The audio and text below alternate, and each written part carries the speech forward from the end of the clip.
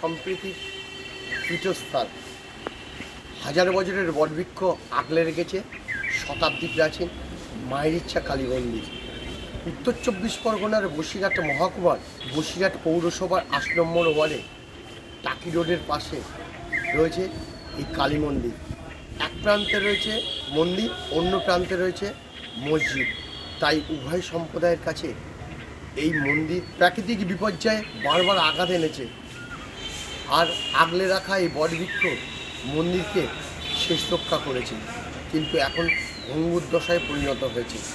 তাই এগিয়ে এসেছে হিন্দু মুসলমান সব সম্প্রদায়ের মানুষ সংস্কার করার জন্য। হিন্দু খ্রিস্টান মুসলিম সবাই আমাদের সঙ্গে এগিয়ে এসছেন, প্রত্যেকেই এসেছেন, খুব ভালো লাগছে। প্রত্যেকেই চাইছেন যে মা একটু সুস্থ থাকুক। সব সম্প্রদায়ের মানুষ আছে, এই জন্য আরও ভালো লাগছে। আমাদের মধ্যে সবার মধ্যেই বিকাশ লাভ ঘটুক যে আমরা সবাই এক। এই মন্দির সংস্কার করার পক্ষে এরা, এবং মন্দিরের জন্য এদের যতটুকুনি সাহায্য সেই হিন্দু মুসলিম সমস্ত সম্প্রদায়ের মানুষ কিন্তু এগিয়ে এসছে। যে ধর্মেরই হোক না কেন, আমরা একত্রিতভাবে সেটাকে রক্ষণাবেক্ষণ করব। 50-60 বছর ধরে এই মন্দিরটা একটা অবহেলিত অবস্থার মধ্যে ছিল।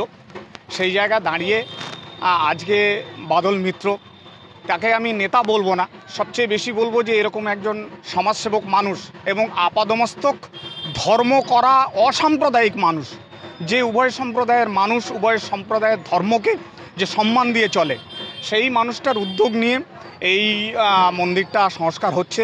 এবং আমরা এখানে হিন্দু মুসলিম সবাই চাইছি যে এই মন্দিরটা আরও ভালোভাবে হোক এবং সুন্দর হোক। সবাই মিলে আমরা একসাথে এখানে ধর্ম করি, আমরা নামাজ পড়ি, এখানে পুজো হয়। সবসময় আমরা চাই যে আমরা মিলেমিশে এখানে থাকি।